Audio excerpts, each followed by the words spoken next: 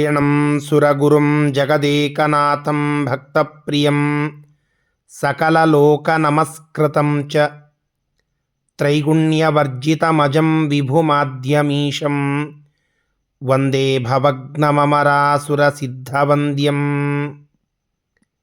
ವ್ಯಾಸಂ ವಸಿಷ್ಠನಪ್ತಾರಂ ಶಕ್ತೇಃ ಪೌತ್ರಂ ಅಕಲ್ಮಷಂ ಪರಾಶರಾತ್ಮಜಂ ವಂದೇ ಶುಕತಾತಂ ತಪೋನಿಧಿಂ.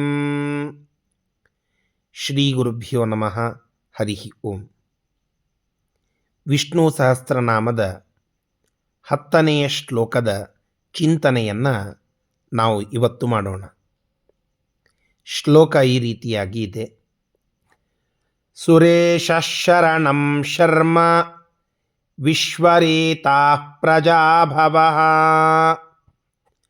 ಅಹತ್ ಸಂವತ್ಸರೋ ವ್ಯಾಲಃ ಪ್ರತ್ಯಯಃ ಸರ್ವದರ್ಶನಃ. ಸುರೇಶಃ ಶರಣಂ ಶರ್ಮ ವಿಶ್ವರೇತಾಃ ಪ್ರಜಾಭವಃ ಅಹಃ ಸಂವತ್ಸರಃ ವ್ಯಾಲಃ ಪ್ರತ್ಯಯಃ ಸರ್ವದರ್ಶನಃ. ಈ 10ನೆಯ ಶ್ಲೋಕ 10 ಹೆಸರುಗಳನ್ನು, ಭಗವಂತನ ನಾಮಸ್ಮರಣವನ್ನು ಈ ಶ್ಲೋಕದಲ್ಲಿ ಮಾಡಲಾಗ್ತಾ ಇದೆ.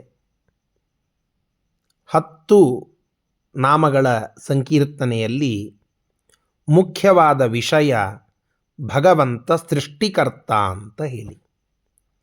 ಈ 10 ನಾಮಗಳನ್ನು ಒಂದು ಸೂತ್ರದಲ್ಲಿ ನಾವು ಕೂಡಿಸಿದಾಗ ಭಗವಂತನ ಸೃಷ್ಟಿಕರ್ತೃತ್ವವನ್ನು ತಿಳಿಸುವಂತಹದ್ದು ಮುಖ್ಯವಾದ ವಿಷಯ. ಭಗವಂತ ಸುರೇಶನಾಗಿದ್ದಾನೆ. ಸುರರೆಲ್ಲರಿಗೂ ಈಶ ಸುರೇಶ. ಸುರರು ಅಂದರೆ ದೇವತೆಗಳು ಅಂತರ್ಥ. ಸುರಾಣಾಂ ಈಶಃ ಸುರೇಶಃ. ಎಲ್ಲ ದೇವತೆಗಳಲ್ಲಿ ಶ್ರೇಷ್ಠ, ಸರ್ವೋತ್ತಮ, ಆ ಎಲ್ಲ ದೇವತೆಗಳ ಸ್ವಾಮಿ. ಆದ್ದರಿಂದ ಭಗವಂತ ಸುರೇಶನಾಗಿ ಇದ್ದಾನೆ. ದೇವತೆಗಳೆಲ್ಲರೂ ಒಂದೊಂದು ತತ್ವಗಳಿಗೆ ಅಭಿಮಾನಿಗಳಾಗಿ ಒಂದು ದೇಹದ ಸೃಷ್ಟಿಗೆ, ರಚನೆಗೆ ಕಾರಣರಾಗ್ತಾರೆ. ಉದಾಹರಣೆಗೆ, ಕಣ್ಣಿನಲ್ಲಿ ಸೂರ್ಯ ಬಂದಾಗ ಮಾತ್ರ ನಮ್ಮ ಕಣ್ಣು ಕಾಣುತ್ತದೆ. ನಮ್ಮ ಕಿವಿಯಲ್ಲಿ ದಿಗ್ದೇವತೆಗಳು ಬಂದಾಗ ಮಾತ್ರ ಕೇಳುತ್ತದೆ. ನಮ್ಮ ಘ್ರಾಣೇಂದ್ರಿಯದಲ್ಲಿ ಅಶ್ವಿನಿ ದೇವತೆಗಳು ಬಂದಾಗ ಮಾತ್ರ ಅದು ಕಾರ್ಯಗತವಾಗ್ತದೆ. ಹೀಗೆ ನಮ್ಮ ಈ ಪಾರ್ಥಿವವಾದ ಶರೀರ ಅದು ಸೃಷ್ಟವಾಗಬೇಕು ಅಂದರೆ ಅಲ್ಲಿ ಆ ಎಲ್ಲ ದೇವತೆಗಳ ಮುಖ್ಯವಾದ ಸಾಧನ. ಅವರು ನಮ್ಮ ದೇಹದಲ್ಲಿ ಬರುವಂತಹದ್ದೇ ನಮ್ಮ ದೇಹದ ಚಲನ ವಿಚಲನಕ್ಕೆ ಕಾರಣ. ಆದರೆ ನಮ್ಮ ಭಗವಂತ ಆ ಎಲ್ಲ ದೇವತೆಗಳಿಗೂ ಈಶ ಸ್ವಾಮಿ. ಆ ಭಗವಂತ ಆ ಎಲ್ಲ ದೇವತೆಗಳನ್ನು ಇರಿಸಿ ನಮ್ಮ ದೇಹದ ಚಲನ ವಿಚಲನಕ್ಕೆ ಕಾರಣನಾಗ್ತಾನೆ ಅನ್ನುವ ಉದ್ದೇಶಕ್ಕಾಗಿ ಅವನನ್ನು ಸುರೇಶ ಅಂತ ನಾವು ಚಿಂತನೆ ಮಾಡಬೇಕು. ಎಲ್ಲ ದೇವತೆಗಳು ಬ್ರಹ್ಮ, ವಾಯು, ಗಿರೀಶ, ಶೇಷ, ಗರುಡ, ದೇವೇಂದ್ರ ಕಾಮೋ ಗುರು, ಚಂದ್ರಾರ್ಕೌ ವರುಣಾನಲೌ ಮನಯಮೌ ವಿತ್ತೇಶ ವಿಘ್ನೇಶ್ವರೌ ನಾ ಸತ್ಯೌ ನಿರತಿರ್ಮರುದ್ಗಣಯತ ಪರ್ಜನ್ಯಮಿತ್ರಾದಯ ಸಸ್ತ್ರೀಕಾ ಸುರಪುಂಗವಾಹ. ಎಲ್ಲ ಸುರಪುಂಗವರು ಇವರೆಲ್ಲ ಪರಮಾತ್ಮನ ದಾಸಾನುದಾಸರು. ಪರಮಾತ್ಮ ಈ ಎಲ್ಲ ದೇವತೆಗಳ ಈಶ. ಅಂತಹ ಪರಮಾತ್ಮನನ್ನು ಸುರೇಶ ಅಂತ ನಾವು ಚಿಂತನೆ ಮಾಡಬೇಕು. ಶರಣಂ ಅಮರಕೋಶ ಹೇಳುತ್ತದೆ. ಶರಣಂ ಅನ್ನೋದಕ್ಕೆ ಗ್ರಹರಕ್ಷಿತ್ರೋಹೋ ಅಂತ. ಶರಣಂ ಗ್ರಹರಕ್ಷಿತ್ರೋ ಇದು ಅಮರಕೋಶದ ಮಾತು. ಸಾಮಾನ್ಯಾರ್ಥ ಶರಣ ಅನ್ನೋದಕ್ಕೆ ಆಶ್ರಯ ಅಂತ. ಭಗವಂತ ಸಕಲ ಸಜ್ಜನರಿಗೆ, ಇಡೀ ಜಗತ್ತಿಗೆ ಆಶ್ರಯನಾಗಿ ಇದ್ದಾನೆ. ನಮ್ಮನ್ನು ರಕ್ಷಣೆ ಮಾಡುವಂತಹ ಸ್ವಾಮಿಯಾಗಿದ್ದಾನೆ. ನಾವು ಮಲಗಿದಾಗ, ನಾವು ಕುಳಿತುಕೊಂಡಾಗ, ನಾವು ಎಚ್ಚರವಿದ್ದಾಗ ಎಲ್ಲ ಕಾಲದಲ್ಲಿಯೂ ನಮ್ಮ ಜೊತೆಗೆ ಇದ್ದು ನಮ್ಮನ್ನು ರಕ್ಷಣೆ ಮಾಡುವಂತಹ, ಆಶ್ರಯವನ್ನು ನೀಡುವಂತಹ ಸ್ವಾಮಿ ಶರಣಂ ಅಂತ ಭಗವಂತ ಕರೆಸಿಕೊಳ್ಳುತ್ತಾನೆ. ಇದು ಅನ್ವರ್ಥಕವೂ ಹೌದು. ಶರ್ಮ ಇದು ಮೂರನೆಯ ಹೆಸರು ಈ ಶ್ಲೋಕದ್ದು. ಶರ್ಮ ಶೃಣಾತಿ ಅಶುಭಂ. ಶೃ ಅಂದರೆ ನಾಶ ಮಾಡುವುದು ಅಂತ. ನಮ್ಮೆಲ್ಲರ ಅಶುಭ, ಅಮಂಗಲ ಇದೆಲ್ಲವನ್ನು ನಾಶ ಮಾಡುತ್ತಾನೆ. ಆದ್ದರಿಂದ ಭಗವಂತನನ್ನು ಶರ್ಮ ಅಂತ ಕರೀತಾರೆ. ನಮ್ಮ ದುಃಖವನ್ನು, ನಮ್ಮ ಕಲ್ಯಾಣದ ವಿರುದ್ಧವಾದ ವಿಷಯವನ್ನು, ನಮ್ಮ ಅಮಂಗಲವನ್ನು, ನಮ್ಮ ಅಶುಭಗಳನ್ನು ಇವೆಲ್ಲವನ್ನು ಹಿಂಸಿಸಿ ಶೃಣಾತಿ ಅದನ್ನು ನಾಶ ಮಾಡಿಬಿಡುತ್ತಾನೆ. ತಾನು ಆನಂದರೂಪನಾಗಿ ತನ್ನ ಉಪಾಸನೆ ಮಾಡುವವರಿಗೂ ಆನಂದವನ್ನು ಕೊಡುತ್ತಾನೆ. ಆದ್ದರಿಂದ ಶರ್ಮ ಅಂತ ಭಗವಂತನಿಗೆ ನಾವು ಕರೀತೇವೆ. ವಿಶ್ವರೇತಾಹ ಈ ವಿಶ್ವದ ಕಾರಣ, ಜಗತ್ತಿನ ಕಾರಣ, ಸೃಷ್ಟಿಕರ್ತ ಭಗವಂತ. ರೇತಾ, ರೇತಸ್ ಅಂತನ್ನೋದು ಜಗತ್ತಿನ ಕಾರಣತ್ವವನ್ನು ಸೂಚನೆ ಮಾಡುವ ಶಬ್ದ. ಈ ಇಡೀ ವಿಶ್ವಕ್ಕೆ ರೇತಸ್ಸಾಗಿ, ಮೂಲ ಧಾತುವಾಗಿ, ಜಗತ್ತಿನ ನಿರ್ಮಾಣದ ಮುಖ್ಯ ಕಾರಣನಾಗಿ, ಜಗತ್ಕಾರಣನಾಗಿ ಇರುವ ಪರಮಾತ್ಮನನ್ನು ವಿಶ್ವರೇತಾಹ ಅಂತ ಕರೆಯುವುದುಂಟು. ಭುವನಸ್ಯ ರೇತೋ ವಿಷ್ಣೋ ಅಂತ ಋಗ್ವೇದ ಹೇಳುವಂತಹ ಮಾತು. ಆ ಮಾತಿನಂತೆ ವಿಶ್ವರೇತ ಇದು ಭಗವಂತನಿಗೆ ಇರುವಂತಹ ಒಂದು ಹೆಸರು. ವಿಶ್ವ ಅನ್ನುವುದಕ್ಕೆ ವಾಯುದೇವರು ಅಂತ ಅರ್ಥ. ಬೃಹದಾರಣ್ಯಕ ಭಾಷ್ಯದಲ್ಲಿ ಬರುವಂತಹ ಮಾತು ವಿಶ್ವೋ ವಾಯು ಸಮುದಿಷ್ಟ ಅಂತ. ವಿಶ್ವ ಅನ್ನೋದಕ್ಕೆ ಮುಖ್ಯ ಪ್ರಾಣದೇವರು, ವಾಯುದೇವರು ಅನ್ನುವ ಒಂದು ಅರ್ಥ. ಆ ವಾಯುದೇವರಿಗೆ ಶಕ್ತಿ ಬರುವುದಕ್ಕೆ, ಅವರು ಎಲ್ಲ ಕಾರ್ಯಗಳನ್ನು ಮಾಡುವುದಕ್ಕೆ ಮುಖ್ಯ ಕಾರಣ ಅದು ನಮ್ಮ ಪರಮಾತ್ಮ ಸ್ವಾಮಿ ವಿಷ್ಣು. ಆದ್ದರಿಂದ ವಿಶ್ವ ವಾಯುದೇವರು, ಅವರಿಗೆ ರೇತಸ್ ಅಂದರೆ ಕಾರಣರಾದಂಥವರು, ಮುಖ್ಯ ಪ್ರಾಣದೇವರ ತಂದೆ, ಜನಕ, ಸ್ವಾಮಿ, ರಕ್ಷಕ ಅದು ವಿಷ್ಣು ಪರಮಾತ್ಮ. ಆದ್ದರಿಂದ ವಿಶ್ವರೇತಾಹ. ಪ್ರಜಾಭವ ಪ್ರಜಾಜನರ ಉತ್ಪತ್ತಿಗೆ ಕಾರಣನಾದಂಥವನು, ಮತ್ತೆ ಸೃಷ್ಟಿಕರ್ತೃತ್ವವನ್ನು ಈ ಹೆಸರು ತಿಳಿಸಿಕೊಡುತ್ತದೆ. ಪ್ರಜಾಜನರು ಅಂದರೆ ಬ್ರಹ್ಮಾದಿ ಎಲ್ಲ ದೇವತೆಗಳು, ಅವರ ಭವ ಉತ್ಪತ್ತಿ ಅದು ಯಸ್ಮಾತ್ ಯಾರಿಂದಲೋ ಆ ಭಗವಂತನನ್ನು ಪ್ರಜಾಭವ ಅಂತ ನಾವು ಕರೆಯುವುದುಂಟು.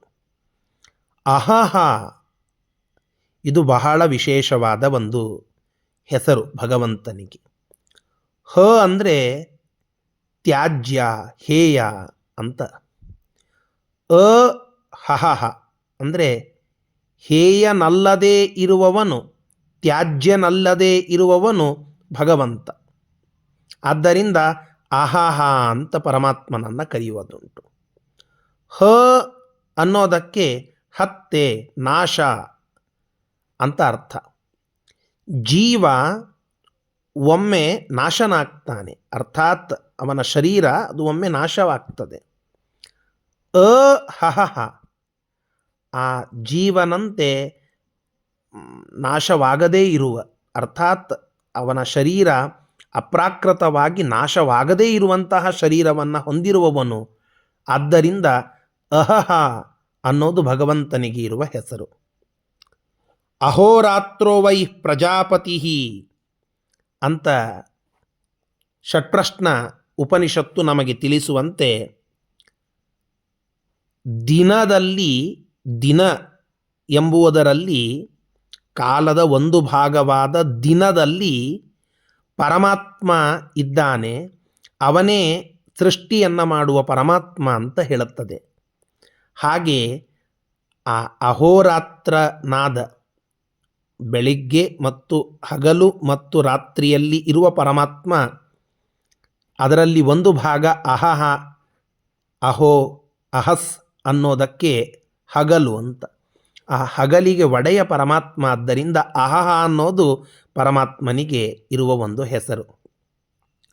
ಸಂವತ್ಸರ, ಸಂವತ್ಸರ ಅನ್ನೋದಕ್ಕೆ ಒಂದು ವರ್ಷ ಅಂತ. ಕಾಲದ ಒಂದು ಭಾಗ ಇದು.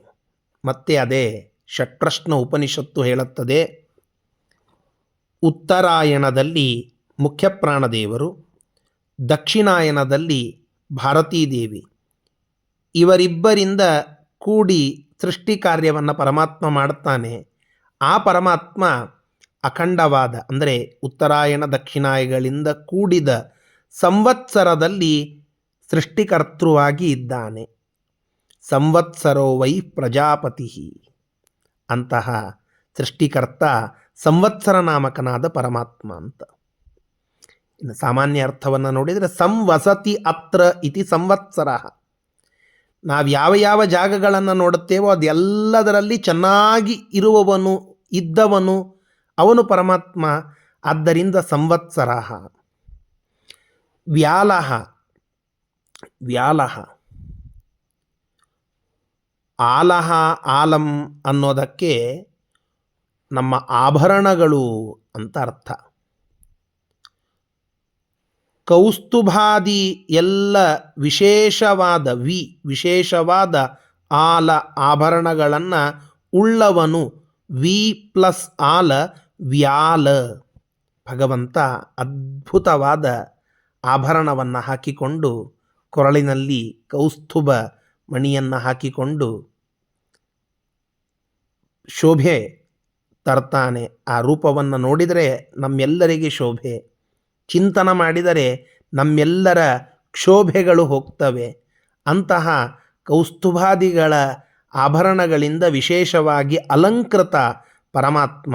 ಆದ್ದರಿಂದ ವಿ ವಿಶೇಷ, ಆಲ ಆಭರಣಗಳಿಂದ ಕೂಡಿದವ, ವ್ಯಾಲಹ ಅಂತ ಒಂದರ್ಥ. ವಿಶೇಷವಾಗಿ ಅಲತಿ ಸೃಷ್ಟಿ ಕಾರ್ಯಗಳನ್ನು ಮಾಡುವವನು ವ್ಯಾಲಹ. ಇಲ್ಲಿಯೂ ಸೃಷ್ಟಿ ಕಾರ್ಯ ಪ್ರಕಟವಾಗಿದೆ. ಪ್ರತ್ಯಯ, ಪ್ರತಿ ವಿಷಯಾನ್ ಅಯತೆ ಜಾನಾತಿ ಇತಿ ಪ್ರತ್ಯಯ. ಪ್ರತಿಯೊಂದು ವಿಷಯವನ್ನು ಅಯತೆ ತಿಳಿದಂಥವನು, ಸರ್ವಜ್ಞ ಶಿರೋಮಣಿಯಾದಂಥವನು, ಪ್ರತ್ಯಯ ಜ್ಞಾನರೂಪನಾದಂಥವನು ಪರಮಾತ್ಮ. ಆದ್ದರಿಂದ ವಿಷ್ಣುವಿಗೆ ಪ್ರತ್ಯಯ ಅಂತ ಒಂದು ಹೆಸರು. ಸರ್ವದರ್ಶನ, ಭಗವಂತ ವಿಶ್ವತಶ್ಚಕ್ಷುವಾಗಿ ಎಲ್ಲವನ್ನ ನೋಡುತ್ತಾನೆ. ಸರ್ವವಿಷಯಕತ್ವಾತ್ ಸರ್ವಂ ದರ್ಶನಂ ಯಸ್ಯಾಸೌ ಸರ್ವದರ್ಶನ. ಇಂತಹದ್ದನ್ನು ನೋಡುವುದಿಲ್ಲ ಅಂತ ಇಲ್ಲ, ಎಲ್ಲವನ್ನ ತಾನು ನೋಡುತ್ತಾನೆ. ವಿಶ್ವದ ಸಕಲವನ್ನೂ ನೋಡುವವನು, ಪ್ರತ್ಯಕ್ಷವಾಗಿ ಸಾಕ್ಷಾತ್ತಾಗಿ ಈಕ್ಷಣ ಮಾಡುವವನು, ಸಾಕ್ಷಿಯಾದಂಥವನು ಅವನು ಪರಮಾತ್ಮ. ಆದ್ದರಿಂದ ಸರ್ವದರ್ಶನ ವಿಷ್ಣು ಪರಮಾತ್ಮ. ಇಂತಹ 10ನೆಯ ಶ್ಲೋಕದ 10 ಭಗವಂತನ ನಾಮಗಳ ಚಿಂತನೆಯನ್ನು ನಾವು ಮಾಡಿದ್ದೇವೆ. ಆ ಭಗವಂತ ನಮಗೆ ಸೌಖ್ಯವನ್ನು ಕರುಣಿಸಲಿ ಅಂತ ಪ್ರಾರ್ಥನೆ ಮಾಡೋಣ. ಶ್ರೀಕೃಷ್ಣಾರ್ಪಣಮಸ್ತು.